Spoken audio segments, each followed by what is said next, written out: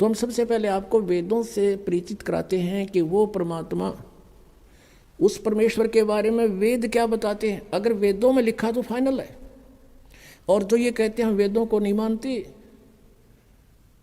तो उनसे तो फिर चर्चा करना ही व्यर्थ है। फिर उनको मनाएंगे संत भाषा से, क्योंकि एक सूक्ष्म वेद और है जिसको वो सत्य मानते हैं। कबीर जी की वाणी को, आदरणीय परमेश्वर परम पूज्य कबीर जी की वाणी को, आदरणीय नानक साहब जी की वाणी को भी सत्य मानते हैं। और उन महापुरुषों ने परमात्मा को पाया है, कबीर जी को, उनकी वाणी में बिल्कुल सही लिखा है, लेकिन उन्हें अर्थ उल्टे कर रखे हैं। जैसे वेदों के अर्थ उल्टे कर दिए, गीता जी के अर्थ उल्टे कर दिए, ऐसे ये भ्रमित हैं। उसको हमने सेट करना है। अब वेद क्या बताते हैं उस प्रभु के बारे में, आपको दिखाते हैं ऋग्वेद। वो परमात्मा कौन है, वो कैसी लीला करता है, देखिएगा। ऋग्वेद प्रकाशक हैं सार्वदेशिक आर्य प्रतिनिधि सभा, महर्षि दयानंद भवन, रामलीला मैदान, नई दिल्ली से। और यहाँ देखिएगा मुद्रक हैं प्रिंस ऑफ सेट प्रिंटर्स,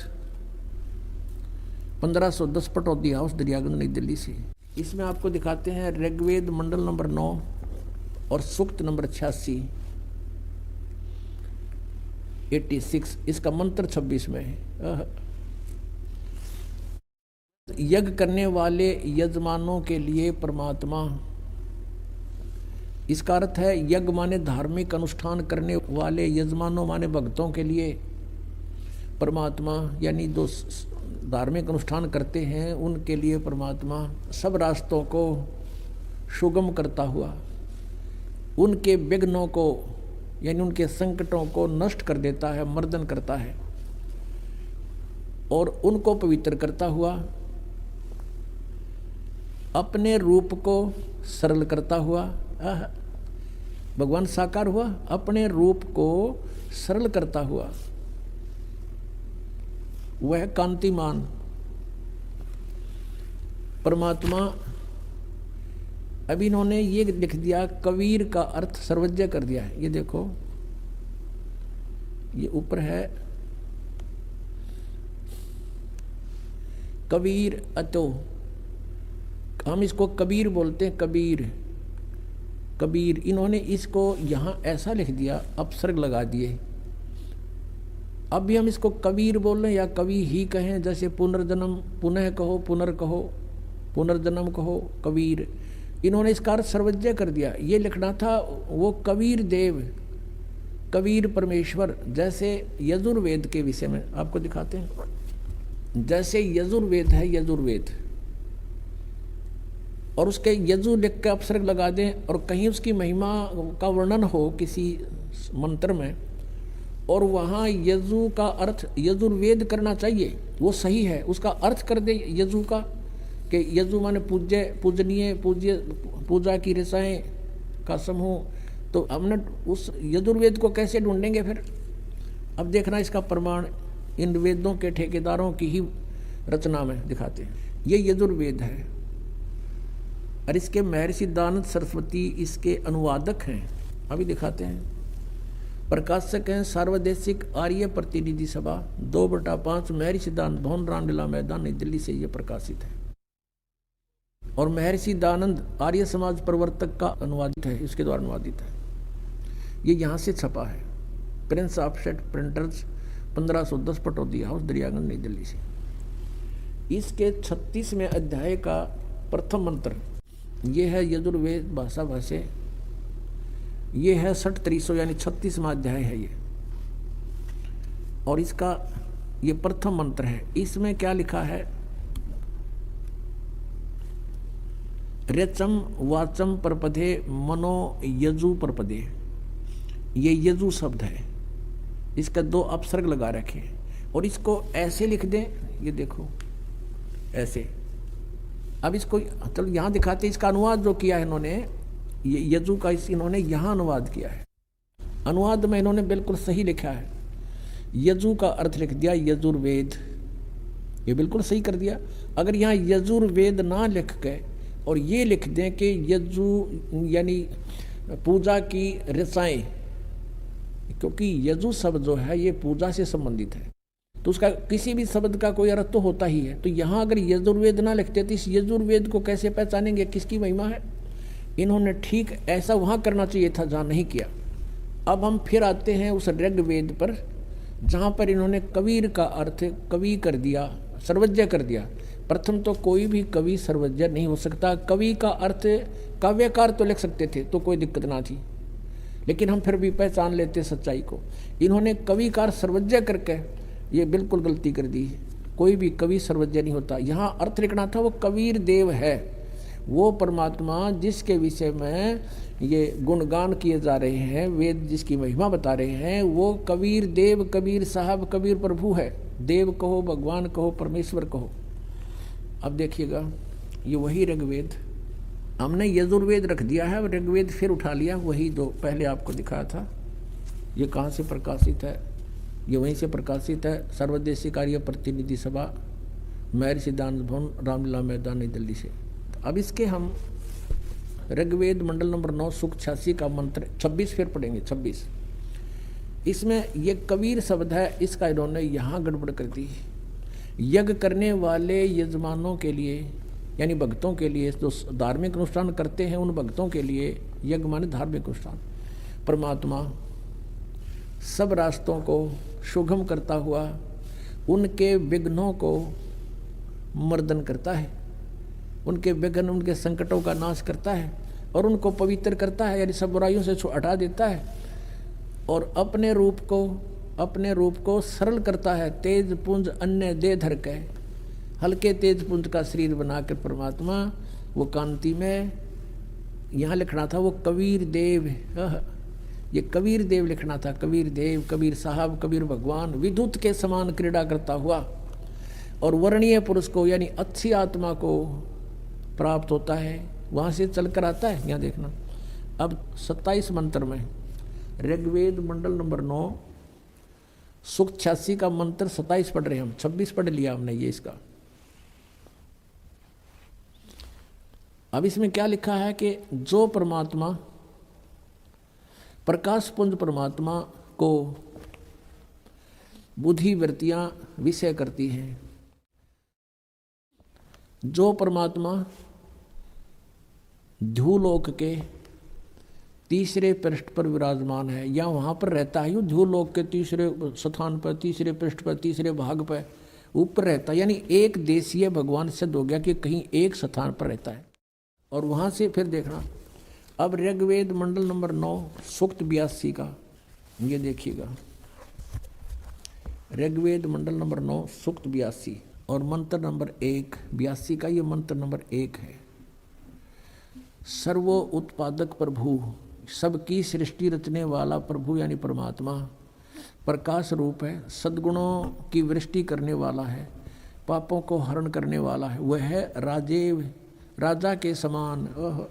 ये देखना 269 पर हम पढ़ रहे हैं, 269 पर। अब 270 पर हम आगे, देखो ने सोचो और पृष्ठ दिखा दिया होगा। 270 पर हम आगे 270 पर। तो राजा के समान दर्शनीय है, यहाँ आपने देखा राजेव, राजा के समान, राजा के, और यहाँ लिखा है समान। दर्शनीय माने देखने जोगा है, दिखाई देता भगवान मनुष्य जैसा है, नर आकार है। और वह है पृथ्वी आदि लोक लोकांतरों के चारों ओर शब्दमान हो रहा है। वह वर्णीय पुरुष को यानी अच्छी आत्मा को, श्रेष्ठ आत्मा को, जो दृढ़ भक्त है उसको पवित्र करता हुआ प्राप्त होता है।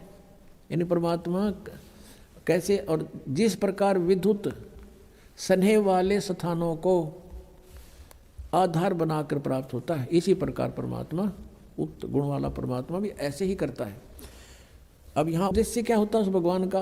अब ऋग्वेद मंडल नंबर 9 सूक्त 82 के मंत्र नंबर 2 में बताया है कि हे परमात्मन, उपदेश करने की इच्छा से यानी तत्व ज्ञान बताने की इच्छा से आप महापुरुषों को प्राप्त होते हो, अच्छी आत्माओं को मिलते हो, महान आत्माओं को, और आप अत्यंत गतिशील पदार्थ के समान यानी बहुत तेजो गति मचलने वाले की तरह हमारे आध्यात्मिक यज्ञ को प्राप्त होते हो।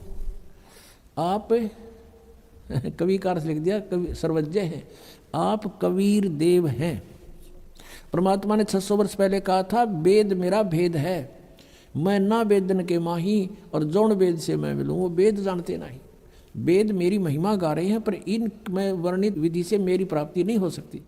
वह परमात्मा कबीर देव है, शुद्ध स्वरूप है। हमारे पापों को दूर करके हे अमर परमात्मा, हे सोम, आप हमको सुख दें, और भाव को उत्पन्न करते हुए आप हमको सुख दें, और प्रेम भाव को उत्पन्न करते हुए पवित्रता को उत्पन्न करें। ये वैसे यहाँ ये देखो ये कितने विचलित हैं। यहाँ इन्होंने निजम का अर्थ पवित्रता कर दिया। यहाँ लिखना था आप अपने उस रूप में ही, उसी साकार रूप में हमें प्राप्त हों या प्रकट हों। अपने आत्माओं ये स्पष्ट हो गया कि कबीर परमात्मा है, और वो यहाँ अपने सतलोक से चलकर गति करके आता है, अच्छी आत्माओं को मिलता है, उनको तत्व ज्ञान से परिचित कराता है। अब फिर और दिखाते हैं आपको। ऋग्वेद मंडल नंबर 9 सूक्त 96 का 16वां मंत्र है। उसमें पूछा है कि हे परमात्मा, आप अपना नाम बताइए, आपका वास्तविक नाम क्या है। देखिएगा ऋग्वेद मंडल नंबर 9 सूक्त 96, इसके 16 मंत्र में, मंत्र नंबर 16 में कहा है कि हे परमात्मन, सर्वोपरि रहस्य श्रेष्ठ, यो नाम का इन्होंने अर्थ तुम्हारी संज्ञा कर दिया। लिखना था हे परमात्मन, सर्वोपरि रहस्य में यानी गुप्त आपका जो श्रेष्ठ नाम, जो नाम है, संज्ञा नहीं, आप उसका ज्ञान कराएं। अब इसमें 17वें श्लोक में ये स्पष्ट किया है कि शिशुम जगानम हरियंतम मर्जंती शुभंती वहीन मरुतो गणेन कबीर भी यु रह पर कबीर गिर भी कावेना कबीर संत सोम पवित्र एति पवित्रम अत्यति रेभन।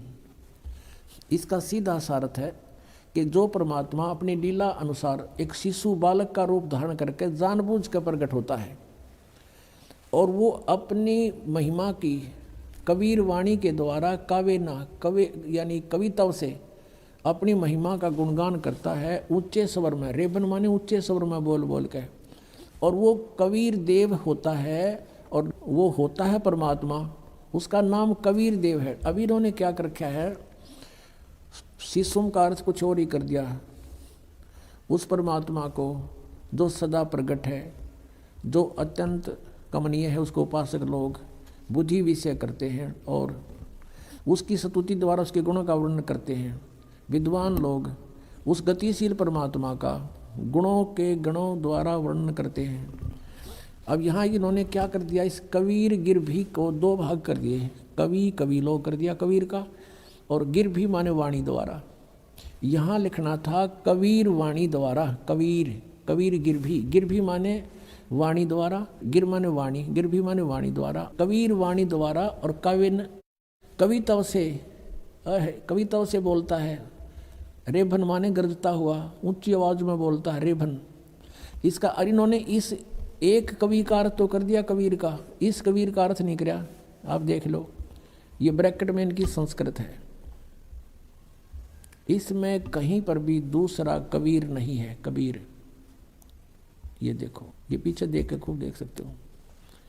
और यहाँ केवल एक कबीर लिखा है, ये लिखा है कबीर। ये कबीर गिर भी कबीर वाणी द्वारा लिखना था। उसके बाद कबीर शब्द नहीं है, ये इनके सब आदि है, इसमें कहीं पर भी कबीर शब्द नहीं है।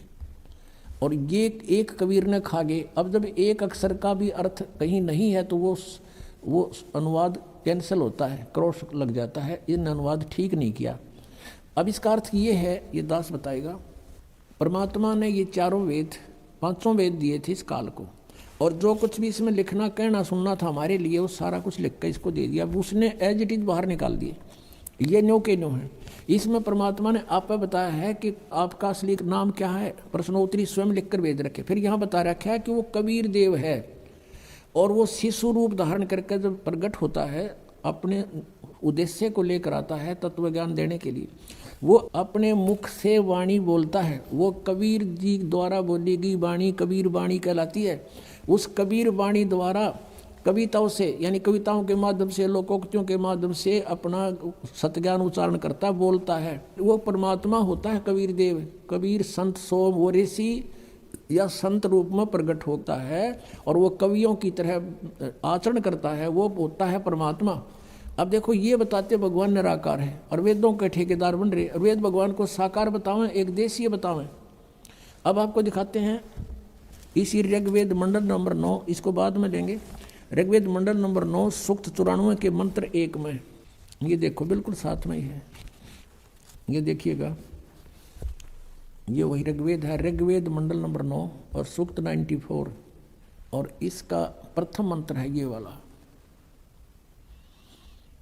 इसमें क्या लिखा है, हमने जो अपने आवश्यकता वो पढ़ेंगे। सूर्य के विषय में जैसे रश्मियाँ प्रकाशित करती हैं, इस प्रकार मनुष्यों की बुद्धियाँ अपनी अपनी उत्कट शक्ति के विषय करती। हमने ये देखना है, यहाँ देखना कि वह परमात्मा, जिस परमात्मा में सर्वोपरि बलों के समान शुभ बल है, वह परमात्मा कर्मों का अध्यक्ष होता हुआ सबको पवित्र करता है और कवियों की तरह आचरण करता हुआ सर्वद्रष्टा पद के लिए इंद्रियों के अधिकरण मन के समान, ये अपनी बकवास करे हैं कि वो कवियों की तरह आचरण करता हुआ विचरता है। उसका अर्थ ये है सही। अब इसमें स्पष्ट हो गया कि वो परमात्मा कवियों जैसा आचरण करता हुआ सर्वद्रष्टा रूप में पृथ्वी पर भ्रमण करता है। नीचे उतर का आता है कवियों की तरह आचरण करता है। और अभी इसी को सेकंड कर रहे हैं ऋग्वेद मंडल नंबर 9 और सूक्त 96 का मंत्र 18 कि वो परमात्मा जो ऋषि रूप में प्रकट होकर या संत रूप में प्रकट होता है और कबीर वाणी द्वारा, अपनी कबीर वाणी द्वारा, अपनी वाणी द्वारा, अपने मुख से बोल बोल कर जो ज्ञान देता है, वो सच्चिदानंद घन ब्रह्म की वाणी कहलाती है। गीता जी अध्याय नंबर 4 के श्लोक नंबर 32 में इसी का वर्णन है कि उस ब्रह्मण मुखे, उन्होंने गीता अनुवादकर्ताओं ने वहाँ अनर्थ कर रखा है ब्रह्मण मुखे का अर्थ, वेद की वाणी लिख दिया, वेद की वाणी, वो गलत लिखा है। वो लिखना था सच्चिदानंद घन ब्रह्म से के मुख से उच्चरित वाणी, यानी परम अक्षर ब्रह्म ने स्वयं आकर जो अपने मुख से बोला वो ज्ञान, उसमें धार्मिक अनुष्ठानों की जानकारी, यज्ञों की विस्तार के साथ दी गई है और वो तत्व ज्ञान है। गीता जी अध्याय नंबर 4 के श्लोक 34 में कहा कि उस तत्व ज्ञान को कोई तत्वदर्शी संत बताएगा। गीता ज्ञानदाता भी अनभिज्ञ है। तो यहाँ ये बता रहे हैं कि वो परमात्मा अपने मुख से बोलता है वाणी, कबीर वाणी, और जिस कारण से वो प्रसिद्ध कवियों की भी उपाधि प्राप्त करता है। और ऋग्वेद मंडल नंबर 9 सूक्त 94 का मंत्र 1 स्पष्ट कर रहा है कि वो परमात्मा सर्वशक्तिमान है और यहाँ पृथ्वी पर आकर के एक कवियों जैसा आचरण करता है। इन्होंने अनुवादों को अनर्थ कर रखे हैं, फिर भी सच्चाई छुप नहीं सकी क्योंकि ये भगवान को निराकार मानते थे। और यदि वेदों में 10-20 मंत्र होते तो ये अड़ंगा और कर देते, ना समझ में आती। ये मतलब ठोक रखा, इतना ज्ञान भर रखा है भगवान का, और इन्होंने कोशिश भी की है छुपाने की, बहुत अर्थों के अनर्थ किए, फिर भी सच्चाई नहीं छुप सकी। परमात्मा ने इनकी दुर्बुद्धि पर पर्दा डाल दिया जब इन वेदों का अनुवाद किया गया। इनका याद देना रहा दानंद के बताया करता हूँ तो निराकार है, और वेदों में साकार लिखा रही अनुवाद खुद कर रहे हैं, और फिर डंडोरा पीटे भगवान निराकार है। रामपाल झूठ बोला है, ये कहते हैं रामपाल ने संस्कृत ना पढ़नी आती इसलिए क्या जाने वेदों को, तो महर्षि था दानंद, तो वेद दोनों बड़ा विद्वान था। अब तुम्हारे अनुवाद में दास दिखा रहा है कि देख लो इसमें साकार बता रहे हैं वेद, तुम अनुवाद करने भी आप ही हो करने वाले। तो पुण्यात्मा ये आप पर रहम कराया भगवान ने। यदि ये दास अनुवाद करता तो शायद स्वीकार होता, इनसे ही करवा दिया पहले मालिक, क्योंकि उसके हाथ में सब रिमोट है सबका। जीव तो जीव होता है, वो परमेश्वर है, उसने आपके लिए रहम करवाया। आज उन्हीं के द्वारा जो निराकार का डंडोरा पीटा करते, ठोक कर कहा करते भगवान तो निराकार है, एक देश कहीं पर नहीं रहता किसी लोक में, आज उन्हीं के कर कमलों से लिखवा दिया कि भगवान साकार है। उसका नाम कबीर देव है, वो मनुष्य सदृश्य है और वहाँ से चल कर आता है। जब भगवान सर्वव्यापक है तो चल कांड की जरूरत क्या रहेगी उसको, वो तो अपने आप ही पहले से आपके पास है निराकार रूप में। तो निराकार नहीं, भगवान साकार है, नरवत मनुष्य सदृश्य है। कम से कम 10 मंत्रों में लिखा कि नरवत अग्नि, नरवत देव, नरवत शंभु, मनुष्यवत अग्नि, मनुष्यवत भगवान परमात्मा, वो मनुष्य के सदृश्य है। अब इसको फिर हम लेते हैं कि ऋग्वेद मंडल नंबर 9 सूक्त नंबर 96 में के मंत्र नंबर 16 में पूछा है कि आप अपना नाम बताइए, ओरिजिनल नाम क्या है। यहाँ बताया कि उसका वो कबीर देव है। कबीर देव उसको लोग कवि कहते हैं क्योंकि वो अपनी महिमा की वाणी कवियों की तरह आचरण करके बोलता है, लेकिन वो तो परमात्मा होता है। कवि तो कविताओं तक सीमित है। इस परमात्मा ने सब सदग्रंथों का, सब वेदों का, सब पुराणों का, कुरान का, बाइबल का, सब का भेद खोल कर अपनी अमृतवाणी में सुख संवेद में लिख दिया। तो ये कवियों के सत्र का ज्ञान नहीं है, तो वो कवि की उपाधि भी प्राप्त करता हो परमात्मा। देखिएगा ये ऋग्वेद मंडल नंबर 9 और सूक्त 96। अब हमने ये पढ़ लिया, 16 पढ़ लिया कि हे परमात्मन, आप अपने उस गुप्त रहस्य में श्रेष्ठ नाम का जो नाम है उसका आप ज्ञान कराएं। अभी इसमें ज्ञान करा दिया कि वो जो शिशु रूप धारण करके परमात्मा उत्पन्न होता है, प्रकट होता है। अपनी 5-6 वर्ष की आयु में ही परमात्मा अपनी महिमा की वाणी को काव्यना, कविताओं के माध्यम से बोलना, ऊंचे स्वर में बोलकर, अत्यंत ऊंचे स्वर में पवित्र वाणी को, वो संत सोम, वो कबीर देव, वो अमर परमात्मा कबीर नाम है उसका, कबीर देव होता है। अब यहाँ तक हमने पढ़ लिया कि वो कबीर वाणी द्वारा काव्यना, कविताओं से अपनी महिमा, स्तुति नहीं, कविताओं से अपनी महिमा सुनाता है। वो संत, वो कबीर देव, वो अमर सोम ने अमर परमात्मा, वह परमात्मा कबीर होता। कबीर जो संत या ऋषि रूप में प्रकट होकर के उपदेष्टा बनता है, उपदेश देता है। ऊंचे स्वर में अपनी महिमा की वाणी ऊंचे स्वर में उगरता हुआ बोलता है। अब देखो इसमें स्पष्ट कर दिया 18 में, ऋग्वेद मंडल नंबर 9 सूक्त 96 के 18 में क्या कहा है कि ऋषि मना, यह ऋषि कृत, युक्त है, यू मिटा हुआ बेस्परेंट है, ऋषि कृत सवर्षा सहसरणीथ पदवी कवि नाम। है कहते वो परमात्मा जब ऋषि या संत रूप में प्रकट होता है, उस ऋषि कृत यानी ऋषि कहो, ब्राह्मण कहो, संत कहो, उस संत रूप में या ऋषि रूप में प्रकट परमात्मा के द्वारा ऋषिकृत, और ऋषि मना साधु स्वभाव के भक्तों के लिए वो सवर्षा माने बहुत आनंददायक उनकी वाणी होती है। वो असंख्यों वाणी बोलता, हजारों वाणी बोलता, इस संचरण इत्था माने हजारों वाणी। और वो कवि नाम पदवी, वो एक प्रसिद्ध कवियों की उपाधि भी प्राप्त करता है इसी कारण से, क्योंकि वो अपनी महिमा की वाणी को काव्यना, कविताओं से उच्चारण करता है, गरजता हुआ बोलता है, ऊंचे स्वर में दहाड़ता है। चारों युग में संत पुकारे, कूक कहा हम हेल रे। परमात्मा भी कहते हैं मैं रुक के मार मार के कहा करता हूँ चारों युगों में, और हीरे मोती माणिक बरसाएं ये जग तुलता ढेल रे। तो कहते हैं वो गरजता हुआ, भगवान भी कहते हैं मैं ऐसे ही बोलता हूँ जो वेद बता रहे हैं। ऋषि मना, ये ऋषि कृत सवर्षा, यानी स्वर्ग, स्वर्ग का है, स्वर्ग हो गया भाई, बड़े आनंद आ गया। और सहसरणित है, हजारों वाणी बोलता है, जिससे कवि नाम पदवी, कवियों की पदवी भी प्राप्त करता है। और तृतीयम धाम मही से शिषा संत सोम विराजमान राजती विराजमानु, उसमें विराजमान है वो परमात्मा उस तीसरे धाम में रहता है। एक लोक तो ब्रह्म का, दूसरा लोक अक्षर पुरुष का, और तीसरा परम अक्षर पुरुष का सतलोक है, वो सतलोक में रहता तीसरे धाम। अब देखो इनके द्वारा अनुवाद, इन्होंने ज्ञानवाद किया है। ऋग्वेद मंडल नंबर 9 सूक्त 96 का अब मंत्र हम 18वां पढ़ रहे हैं। हे सोम स्वरूप परमात्मा, पालन की इच्छा करता हुआ जो महान परमात्मा, तृतीयम धाम, ये बालक भी समझ ले, कति जिसने ये कह ख्याते हो, तृतीयम धाम, तीसरे धाम में इन्होंने क्या लिखा, देवयान और पितरान, इन दोनों से पृथक तीसरे धाम में यानी सतलोक में है, उसमें विराजमान है।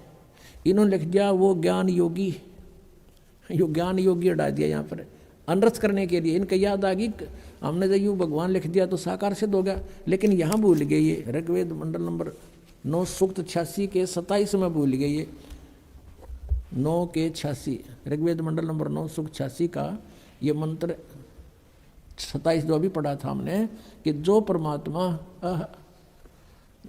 परमात्मा धूलोक के और तीसरे पृष्ठ माने स्थान पर धाम पर विराजमान है, वो तीसरे पृष्ठ पर तीसरे भाग में रहता है। यहाँ तो इनका याद ना आया, ज्ञान योगी भूल गए लिखना ये। अब यहाँ इनका फिर आगे समझ में काल ने प्रेरणा कर दी, तुम क्या गड़बड़ कर रहे हो, इसका अनर्थ करो।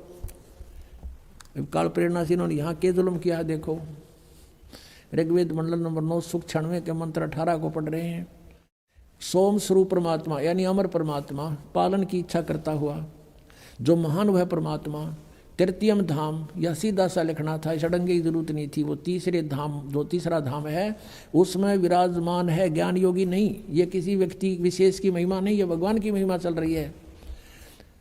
और फिर कवि नाम पदवी, जो कानदर्शियों की पदवी अर्थात मुख्य स्थान है, इसका लिखा वो कवि नाम पदवी, कवियों की पदवी प्राप्त करता है। ऋषि मना, ये ऋषिकृत, ऋषि सब ज्ञानों का प्रदाता, ये लिखना था उस ऋषिकृत। ये देखो यहाँ पर है, ये मूल संस्कृत इसकी मूल पाठ है। ऋषि मना ऋषिकृत, यु तय है, यहाँ पर कटा हुआ है, इन्होंने ठीक लिख दिया। ऋषिकृत यानी उस ऋषि के द्वारा बनाई गई। जैसे ये देखो इन्होंने यहाँ लिखा महर्षि दानंद कृत, किसमें देख लेंगे हम,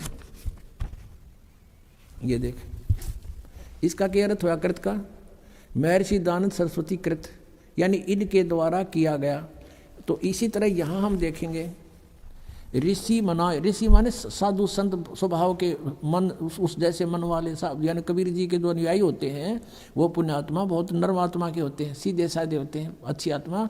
और वो ऋषिकृत जो इस ऋग्वेद मंडल नंबर 9 सुख 96 के मंत्र 17 में कहा है कि वो कबीर वाणी द्वारा, अपनी वाणी द्वारा कबीर परमेश्वर अपनी महिमा की वाणी बोलता है कविताओं के माध्यम से।